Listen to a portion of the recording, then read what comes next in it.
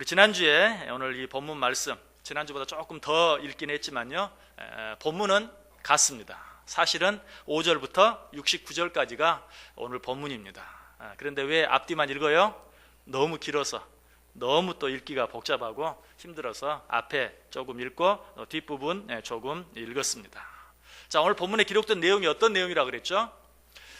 예루살렘에 바벨론의 포로로 잡혀갔던 이스라엘 백성들이 예루살렘으로 돌아오게 되었는데, 포로로 잡혀갔다가 예루살렘으로 돌아온 포로들의 수, 그리고 돌아온 포로들의 명단이 오늘 본문에 기록되어 있다고 그랬어요.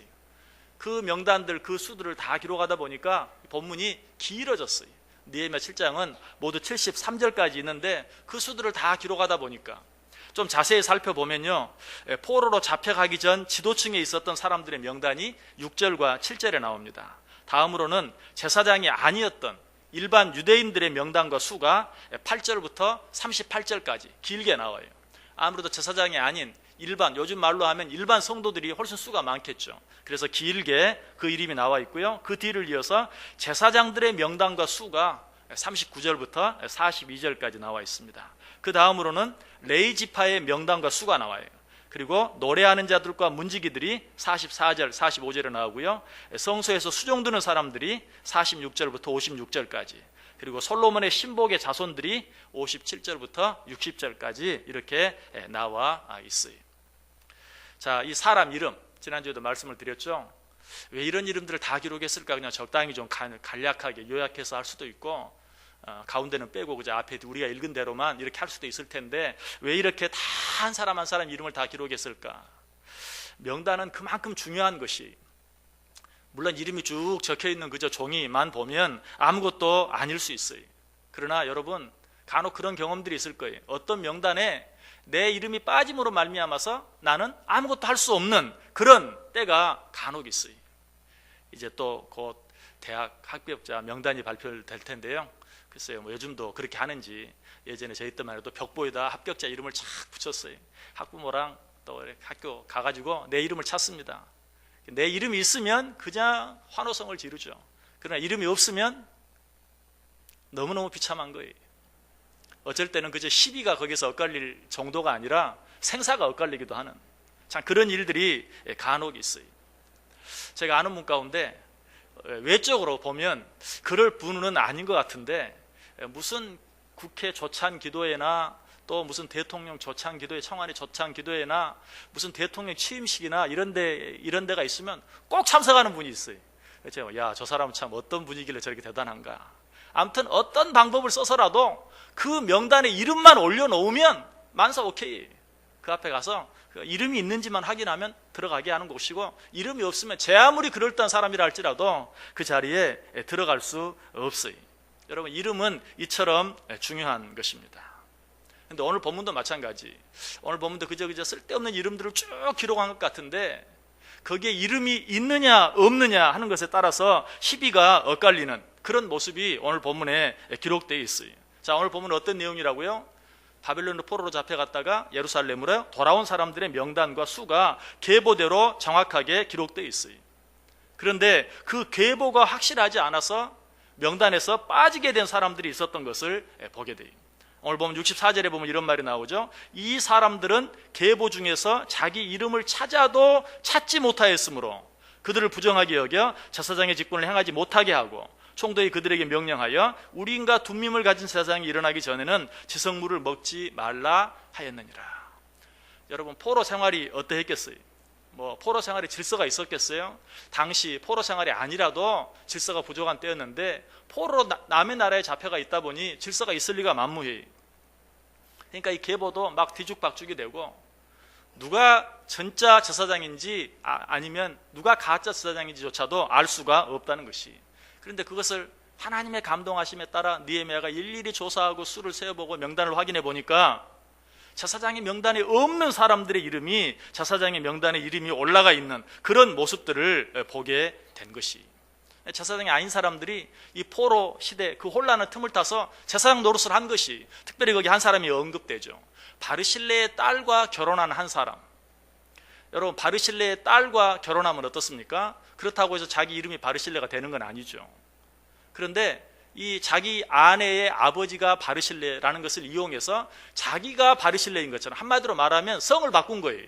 자기 아내의 성을 자기가 취해서 내가 바르실레다, 그러므로 나는 제사장이다 하고 제사장 행세를 했던 것이.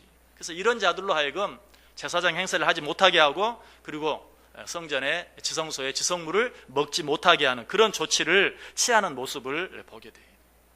자, 이런 사실을 통해서 우리가 얻을 수 있는 교훈이 무엇입니까? 먼저는 여러분, 교회 안에도, 하나님의 교회 안에도 질서가 있어야 한다는 사실이에요. 성경은 뭐라고 말하죠? 고린도전서 14장 33절에 하나님은 무질서의 하나님이 아니시오 오직 화평의 하나님이시니라. 이 말씀은 참 재밌어요. 이 말씀을 원래 어떻게 돼야 되냐면 하나님은 무질서의 하나님이 아니시오 질서의 하나님이시니라, 이렇게 돼야 돼요. 그런데 그렇게 말하지 아니하고 하나님은 무질서의 하나님이 아니시오 오직 화평의 하나님. 질서라는 말 대신에 화평이란 말을 쓰고 있어요. 왜 그랬겠어요? 질서가 곧 화평이라는 것이. 그래서 우리는 늘 질서 있는 삶, 특별히 교회 안에서도 질서가 있어야 한다. 그래서 고린도전서 14장 40절에 보면 모든 것을 품위 있게 하고 질서 있게 하라. 우리 그리스도인들은 품위가 있어야 하고 질서가 있어야 돼요. 여러분, 신앙생활도 영적인 것, 눈에 보이지 않는 것이라고 그래서 아무렇게나 하는 게 아니, 품위 있게 질서 있게 신앙생활을 할 수 있어야 돼요. 특별히 오늘 이 말씀을 통해서 직분을 맡는 자들은 그 직분에 합당한 자격을 갖춘 자들이어야 된다 하는 것도 우리에게 가르쳐줘요. 제사장의 자격이 없는 자들이 제사장의 일을 하고 있는 것을 보고 그들을 그 명단에서 빼는 모습을 우리가 보게 돼요. 그 어둡고 혼란한 포로기를 타서 그저 무자격자들이 제사장의 일을 행하는 그런 모습을 보고 하나님께서 일부러 느헤미야에게 그 마음을 감동하사 모든 명단들을 확인해라, 계보를 확인해라, 수를 세어라. 그래서 무자격자들을 추려내는 것이, 이게 우리에게 뭘 가르쳐줘요? 하나님의 일도 자격을 갖춘 자들이 할 수 있어야 된다. 여러분, 교회 안에서 직분을 맡은 자들은 자격을 갖춘 자들이어야 돼요. 교회 안에서는 어떤 자격이 필요할까요? 여러분, 교회가 어떤 곳입니까? 교회는 모이는 곳이. 교회 모범이라고 할 수 있는 초대교회에 대해서 얘기하면서 뭐라고 말합니까? 모이기를 힘썼다라고 말해요. 여러분, 교회는 그 말 자체가 모이는 곳이. 그런데 모이기를 힘쓰지 않는 사람, 자격자입니까? 무자격자입니까? 무자격자죠. 모임으로 이루어지는 교회에 모이기를 힘쓰지 않는 사람은 자격이 없어요. 물론 교회는 누가 와도 환영해야 돼요. 누가 와도 받아들여야 돼요. 그러나 직분을 맡는 건 달라요. 직분을 맡는 것은 자격이 있는 사람이 모이기를 힘쓰는, 모든 모임들에 참여하기를 힘쓰는 자라야 직분을 맡아서 일할 수 있다는 것이. 히브리 10장 25절은 뭐라고 말해요? 모이기를 패하는 어떤 사람들의 습관과 같이 하지 말고 오직 권하여 그날이 가까움을 볼수록 더욱 그리하라. 모이기를 패하는 어떤 사람들의 습관과 같이 하지 말라. 더욱 권하여서 모이기를 힘쓰라. 모이기를 힘쓰는 자들이 직분을 가질 자격이 있다. 또 어떤 자들이 교회 직분에 자격이 있습니까? 교회는 어떤 곳이죠? 기도하는 곳이. 내 집은 만민이 기도하는 집이라. 그런데 기도하지 않는 자, 직분을 맡을 자격이 있습니까? 없습니까? 없어요. 기도하는 자라야 교회 안에서 직분을 맡을 자격이 있는 것이. 세 번째, 교회는 어떤 곳입니까? 말씀을 전하고 말씀을 배우는 곳이. 그런데 말씀을 읽고 듣고 배우는 일에 힘을 내지 않는다면 어떻습니까? 자격이 있습니까? 없습니까? 교회는 말씀을 전하고 배우는 곳인데 예수님의 행적을 보세요. 가는 곳마다 회당에서 가르치기를 힘썼어요. 또 바울은 자기 믿음의 아들 디모데에게 뭐라고 말해요? 내가 이를 때까지 읽는 것과 권하는 것과 가르치는 것에 전념하라. 가르치는 것이 그만큼 중요하다는 것이. 왜 가르치는 것이 중요합니까? 그 가르침을 배우는 것이 중요하기 때문에. 이처럼 교회는 가르치고 배우는 곳인데 가르침을 받는 일에 게을리하는 사람, 또 다른 사람을 가르치는 일에 열심을 내지 않는 사람, 직분을 가질 자격이 없는 것이. 네 번째, 또 어떤 자격이 필요할까요? 교회는 어떤 곳이죠? 전도하는 곳이고 선교하는 곳이. 전혀 전도와 선교에 관심이 없는 사람, 어떤 직분을 맡을 자격이 있습니까? 없습니까? 없죠. 전도와 선교가 없는 교회는 교회가 아니. 그런데 그 일에 관심이 없는 사람은 그 직분을 맡을 자격이 없는 것이. 또 교회는 어떤 것이에요? 봉사하는 곳이, 섬기는 곳이. 봉사하지 않고 섬기지 않는 사람이 교회의 어떤 직분을 맡을 자격이 없는 것이. 또 교회는 어떤 곳입니까? 여러분, 교회는 헌금으로 유지되는 것이. 헌금하지 않는 사람, 여러분, 이런 사람이 교회 직분을 맡을 자격이 있습니까? 자격이 없어요. 이런 일들을 위해서 힘쓰고 애쓰는 사람, 이런 사람이 교회의 어떤 직분을 맡을 자격이 있는 것이. 오늘 이 말씀은 어쩌면 그런 것 전혀 관계없는 것처럼 보이지만 그것을 가르쳐줘요. 왜 하나님께서 느헤미야의 마음을 감동해서 포로로 돌아오자마자 힘든 일이 막 끝났는데 너희들은 사람들의 수를 세고 명단을 확인해라, 계보를 확인해라. 왜? 자격자와 무자격자를 가리기 위해서. 여러분, 이 말씀을 통해서 내가 정말 하나님의 일을 맡을 합당한 자격이 있는 자인가? 그런 자격을 갖추고 있는가? 아니, 그런 자격을 갖추기 위해서 애쓰고 있는가? 아니면 뭐 교회가 왜 차별해 하는 식으로, 그죠? 누구라도 교회는 아무 일이라도 해도 되는 것처럼 그렇게 생각하지 않습니까? 아니, 교회 안에도 질서가 있어야 돼. 우리 하나님은 어지러움이 하나님이 아니라고 그랬어요. 질서의 하나님이라고 그랬어요. 우리는 그런 자격들을 갖추어 나가기 위해서 늘 힘쓸 수 있어야 돼. 그러나 이런 교훈은 오늘 본문이 주는 정말 중요한 교훈은 아니, 부차적인 교훈이, 이런 교훈보다 더 중요한 교훈이 있어요. 여러분, 지금까지 제가 말씀드린 건 무엇이죠? 교회 안에서의 자격에 대해서 이야기했어요. 그러나 이보다 더 중요한 것은 무엇입니까? 하나님 나라에 들어갈 수 있는 자격이 내게 있느냐 없느냐 하는 것이. 교회 안에서의 자격은 어때요? 좀 부족할 수도 있어요. 그리고 부족하면 어때요? 채우면 돼요. 준비하면 돼요. 좀 더 기다리면 돼요. 그러나 이 하늘나라에 들어갈 수 있는 자격, 여러분, 이것은 항상 기회가 있는 것이 아니, 언제라도 그저 준비하면 되는 것이 아니, 우리가 이 세상을 떠나 하나님 앞에 섰을 때 한 번 무자격자가 되면 영원히 다시 그 나라에 들어갈 수 있는 기회가 없게 되는 것이. 요한계시록 20장 15절이 말합니다. 누구든지 생명책에 기록되지 못한 자는 불못에 던져지리라.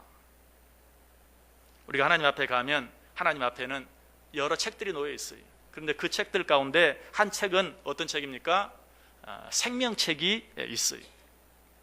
그 생명책에 내 이름이 없으면, 하나님 앞에 섰는데 그 생명책에 내 이름이 없으면 나는 어떻게 된다고요? 영원한 불못에 던져질 수밖에 없다. 우리가 하나님 앞에 이르렀을 때 받게 되는 심판을 백보자 심판이라고 합니다. 왜? 성경은 그 하나님 나라에서, 우리가 하나님 나라에 이르렀을 때 하나님께 심판하는데 신 보좌에 앉아 계신다라고 말하고 있어요. 그래서 그 심판을 백보자 심판. 그런데 그 백보자 앞에 여러 책들이 놓여 있는데 그 중에 한 권이 어떤 책이라고요? 생명책이다. 거기에 내 이름이 없으면 영원한 불못에 던질 수밖에 없다는 것이. 아까도 말씀을 드렸지만 세상에 있는 어떤 명단, 그 명단에 이름이 빠지면 어때요?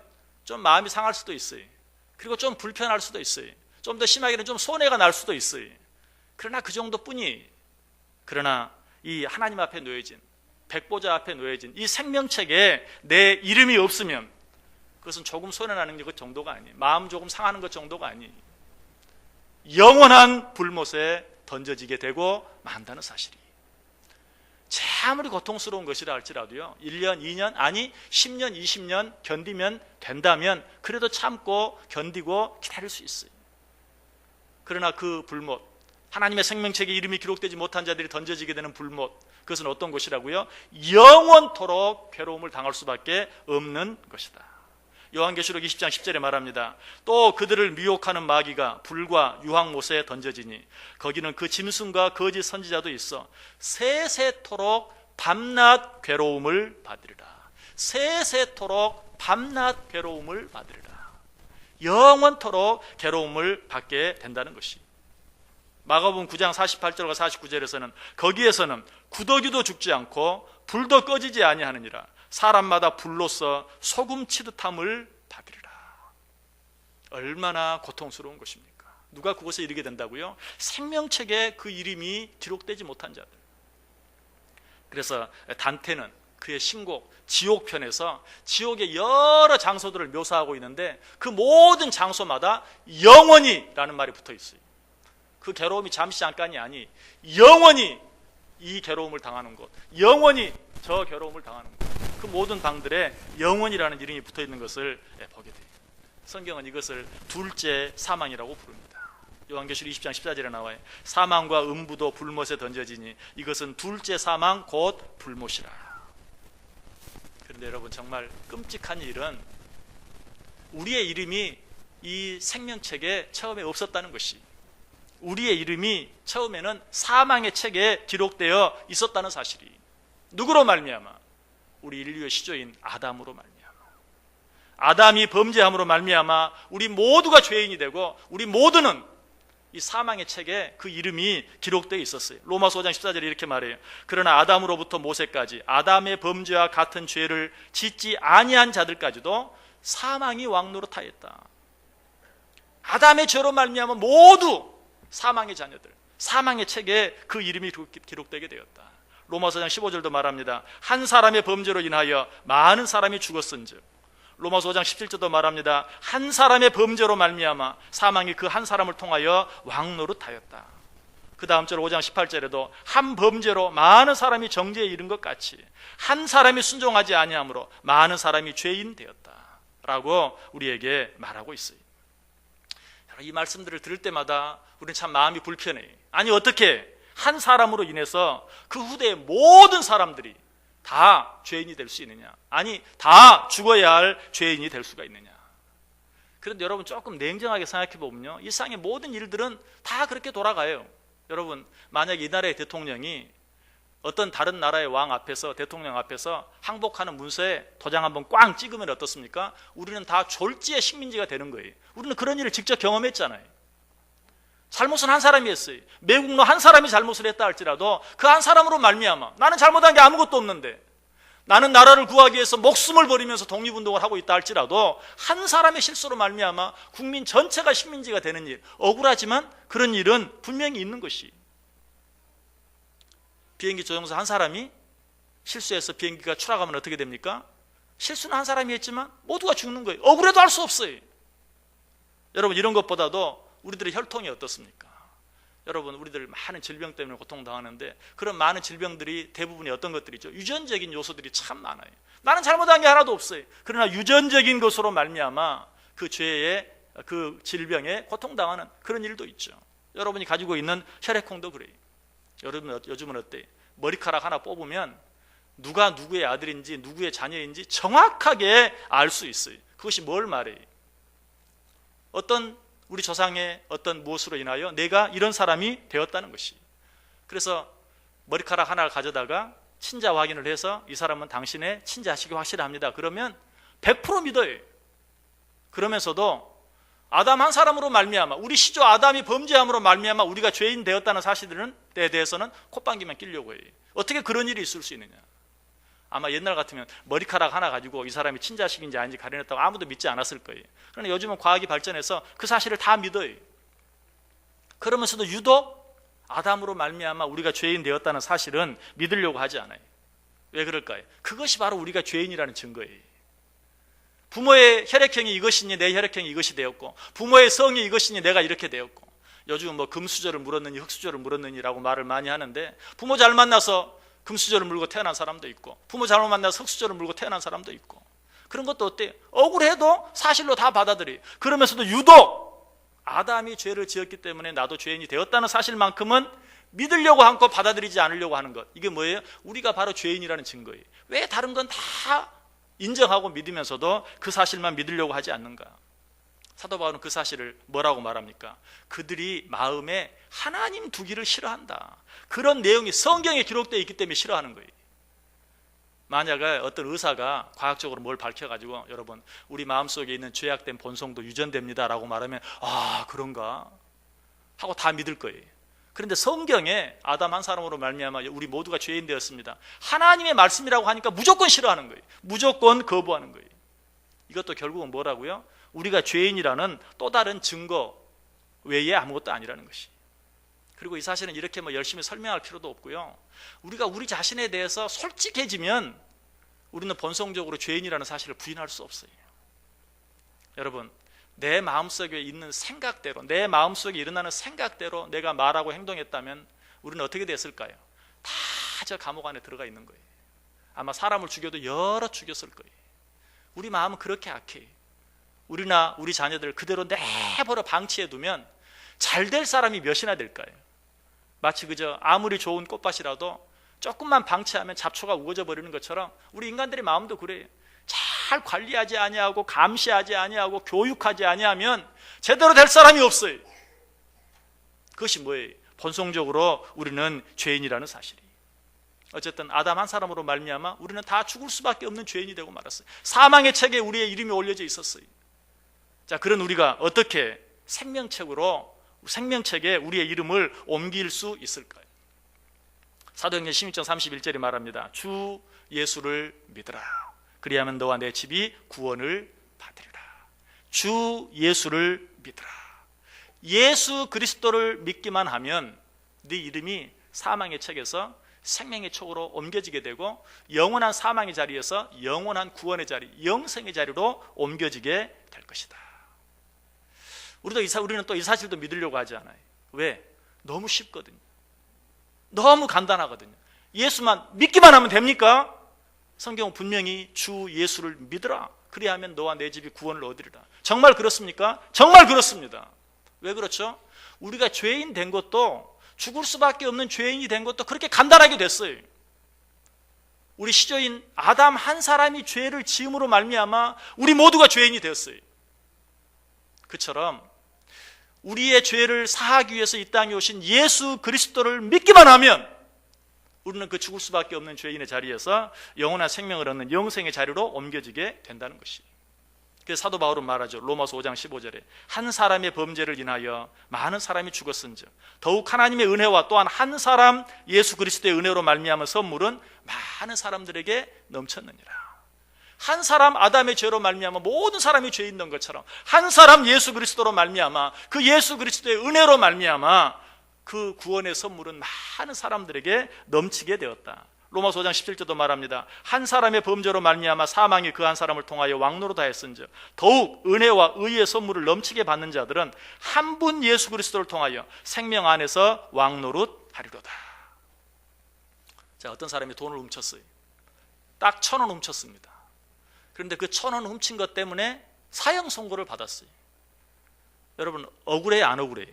여러분이 그랬다면 억울하겠어요, 안 억울하겠어요? 정말 억울하죠. 근데 우리가 그랬어요. 1,000원 때문에 사형 선고를 받은 것처럼 아담 한 사람이 죄를 지은 것 때문에 다 사형 선고를 받은 거예요. 정말 억울한 일이, 있어서는 안 될 일이에요. 그러나 그 뒤에 이런 조건이 있다면 전혀 억울하지 않아요.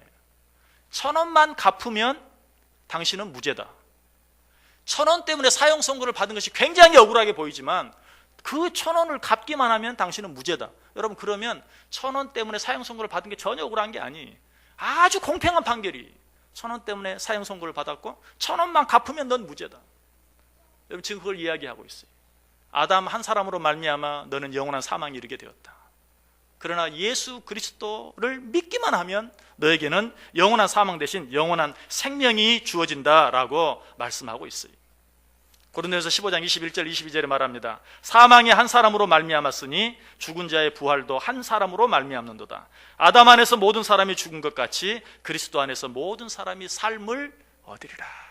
여러분, 이것이 하나님의 공의이고 이것이 하나님의 사랑이에요. 어쩌면 신앙생활 하면서도 이것 때문에 고민하는 분들이 참 많을 텐데 적어도 이 시간 이후로는 이것 때문에 더 이상 고민하지 마세요. 아담 한 사람으로 말미암아 죄인 되었다니 어떻게 그럴 수가 있는가, 너무 억울하다. 그 사실만 생각하면 억울해요. 그러나 예수 그리스도 한 사람을 믿기만 하면 영원한 생명을 주시겠다고 했어요. 전혀 불공평한 것도 아니고 전혀 억울할 것도 아니에요. 예수 그리스도를 내 구주로 믿기만 하면 우리는 영원토록 구원을 얻을 수 있다는 것이. 그래서 요한복음 1장 12절도 말합니다. 영접하는 자 곧 그 이름을 믿는 자들에게는 하나님의 자녀가 되는 권세를 주셨다. 영접하는 자 곧 그 이름, 누구의 이름입니까? 예수 그리스도의 이름을 믿는 자들에게는 하나님의 자녀가 되는 권세를 주셨다. 요한복음 5장 24절도 내가 진실로 진실로 너희에게 이르노니 내 말을 듣고 또 나 보내신 이를 믿는 자는 영생을 얻었고 심판에 이르지 아니하나니 사망에서 생명으로 옮겼느니라. 얼마나 놀라운 복음의 말씀인지 몰라요. 내 이름을 사망의 책에서 생명의 책으로 옮길 수 있는 방법, 예수 그리스도를 믿기만 하면 돼요. 예수 그리스도를 내 구주로 영접하기만 하면 돼요. 여러분, 예수 그리스도를 여러분의 구주로 여러분 마음속에 영접하십니까? 우리는 생명책에 그 이름을 올리게 된 것이.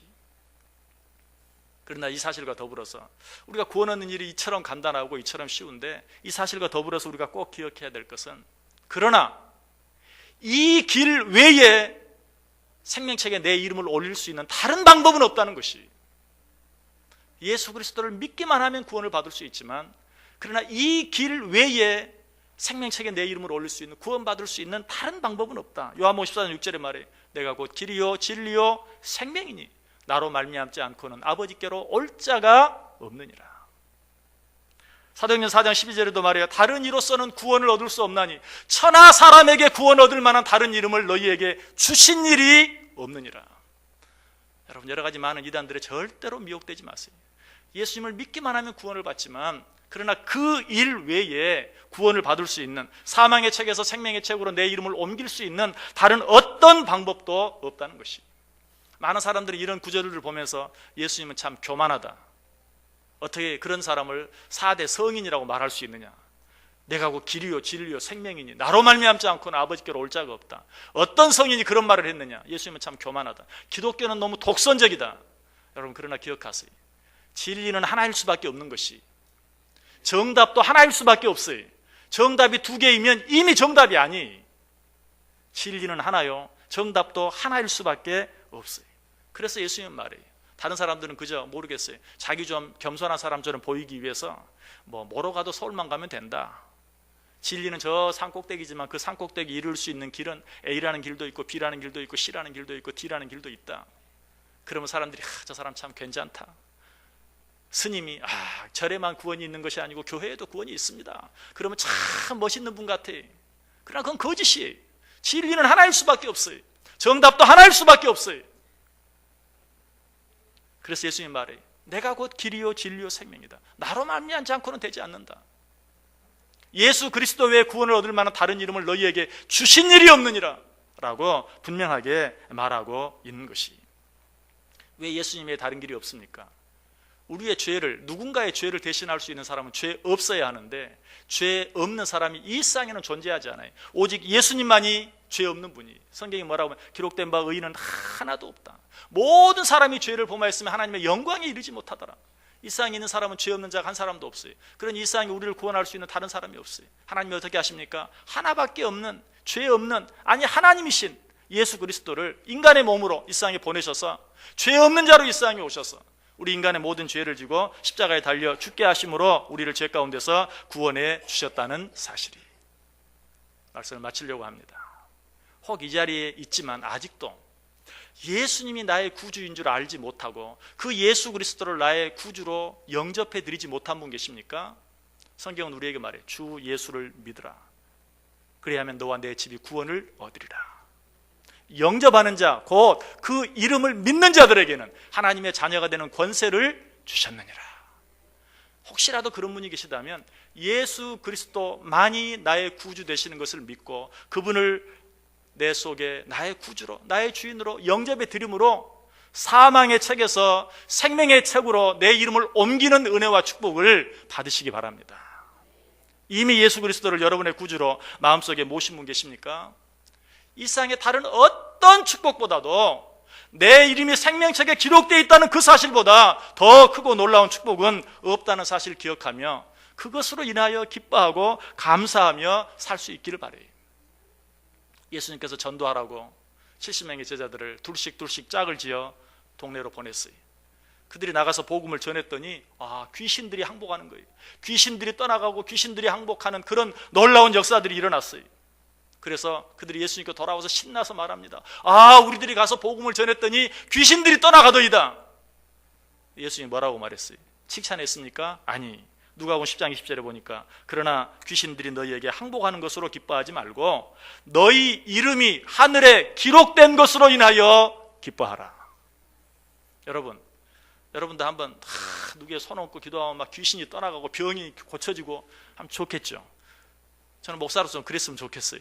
성도들 아파서 고생하는데 손 얹고 기도하면 그냥 병이 그 자리에서 낫고 하면 얼마나 좋겠어요. 그런 생각을 할 때가 참 많아요. 그러나 그것도 귀한 일이에요. 그러나 그보다 더 귀한 일이 있다. 그런 것 때문에 기뻐하지 말고 너희 이름이 생명책에 기록되어 있다는 사실로 인하여 기뻐하라. 그것보다 크고 놀라운 축복이 없다는 것이, 여러분 2016년 한 해 뭘 바랍니까? 뭘 원하십니까? 어떤 축복을 받기를 원하십니까? 여러분 좀 힘든 가운데 있습니까? 어려운 일이 있습니까? 여러분의 이름이 예수 그리스도를 믿음으로 말미암아 하나님 앞에 놓여져 있는 생명책에 내 이름이 기록되어 있다는 사실로 인하여 기뻐하고 감사하고 찬송하며 사시길 바랍니다. 그것보다 더 큰 축복이 없다는 것이, 오늘 말씀에 이름이 없는 것으로 말미암아 제사장의 직분을 빼앗기고 제사장으로서 받을 수 있는 것도 받지 못하는 그러한 일들을 당하는 것을 보아요. 여러분, 하늘나라 생명책 위에 내 이름이 기록되어 있다는 것 얼마나 귀한 일인지 몰라요.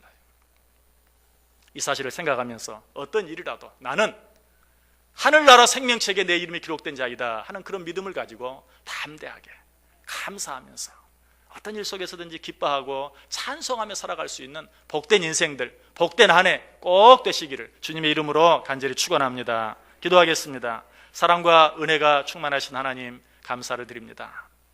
오늘도 하늘나라 생명책에 내 이름이 기록되어 있다는 사실을 다시 한번 확인할 수 있게 하시니 감사를 드립니다. 이 세상에 살아가면서 힘들고 어려운 일들이 많이 있습니다. 그러나 그런 일들로 인하여 실망하거나 낙심하거나 더더욱 하나님을 원망하거나 불평하는 일은 없게 하여 주옵소서. 하나님의 사랑으로 인하여 나를 위해 십자가에 달려 죽어주신 예수 그리스도의 은혜로 인하여 내 이름이 생명책에 기록된 그 사실을 생각하며 기뻐하고 감사하고 찬송하며 살아가는 복된 한 해 되게 해 주옵소서. 예수님의 이름으로 기도드리옵나이다. 아멘.